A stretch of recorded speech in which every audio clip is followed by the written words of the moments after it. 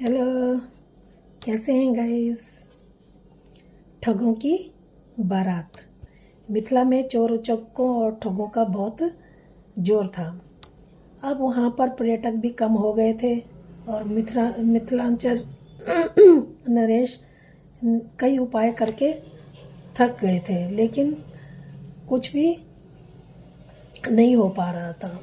उन्होंने गोलू झा से कहा कि अब आप ही कोई तरकीब निकालिए। अब हमारे यहाँ कोई आता जाता नहीं है, व्यापार में भी बहुत कमी आ गई है और लोगों का विश्वास भी अब यहाँ पर कम हो गया है। तो अब गोलू झा कहता है ठीक है। गोलू झा कहता है कि मुझे कुछ सैनिक दे दो और मैं कुछ तरकीब निकालता हूँ। वो राजा से, मिथिला नरेश से कुछ सैनिक लेता है और सैनिकों को ट्रेनिंग दी जाती है कि किस तरीके से मूर्ख बनना है।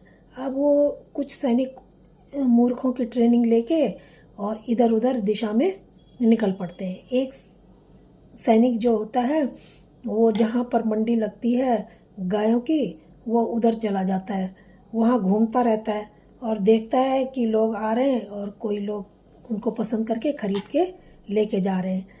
अब वो भी वहाँ पर घूम रहा था। काफ़ी घूमने के बाद उसके पैसे कम थे। काफ़ी घूमने के बाद उसे एक बछड़ा दिखता है जिसकी कीमत 150 रुपये होती है। वो उसे ख़रीद लेता है। अब 150 रुपये में बछड़ा ख़रीदता है और ख़रीद के जा रहा होता है तो थोड़ा आगे जाने पर उसे एक ठग मिल जाता है। अब वो उसको कहता है कि ये बछड़ा होता है उसके हाथ में, लेकिन ठग कहता है कि ये बकरा कितने का लिया। वो कहता है नहीं, ये बकरा नहीं है, बछड़ा है। वो कहता है नहीं, ये तो बकरा है। तो ऐसे ही उनकी बात चल रही थी। थोड़ी दूर वो आगे निकल के जाते हैं। ऐसे ही बात करते हुए तब तक एक ठग और आ जाता है। तो वो भी बोलता है ये बछड़ा कितने का दिया भाई।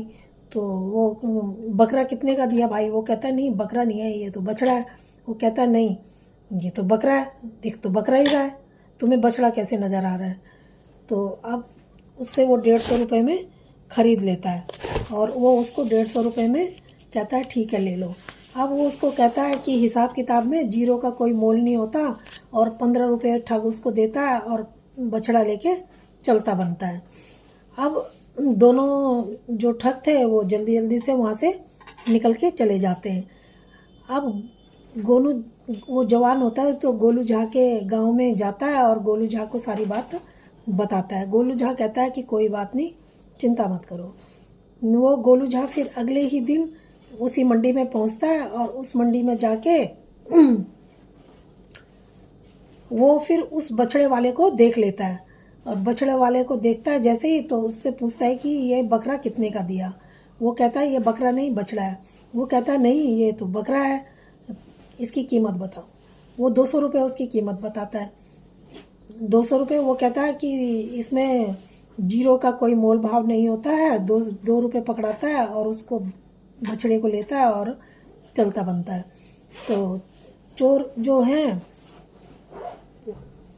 वो जो लुटेरे होते हैं, वो उसके पीछे भागते हैं कि नहीं, 2 रुपये नहीं और हमें पैसे चाहिए। अब इतने में सब लोग वहाँ पे जमा हो जाते हैं। जब जमा हो जाते हैं तो गोनू झा होता है जो, वो सबको बताते हैं कि ऐसे ऐसे इसने कल 150 रुपये का बछड़ा बकरा कह के 15 रुपये में ले लिया था और आज वही, जब जीरो का मोल नहीं होता तो इन्होंने 200 बोला तो मैंने 2 रुपये दे के, जीरो का मोल नहीं होता तो मैंने इसको ख़रीद लिया। तो ऐसे ही जब बात बढ़ जाती है वो उसको राजा के पास लेके जाते हैं। राजा के पास लेके जाते हैं, राजा को सारी बात बताते हैं। राजा उनको हवालात में बंद कर देते हैं और गोलू झा पर बहुत प्रसन्न होते हैं और इस तरीके से उन्होंने 1 हफ्ते के अंदर अंदर बहुत सारे चोर उचक्कों और बदमाशों को पकड़ लिया होता है। तो दोस्तों, आपको ये कहानी कैसी लगी? अगर अच्छी लगी होगी तो प्लीज़ लाइक और सब्सक्राइब जरूर करें। धन्यवाद।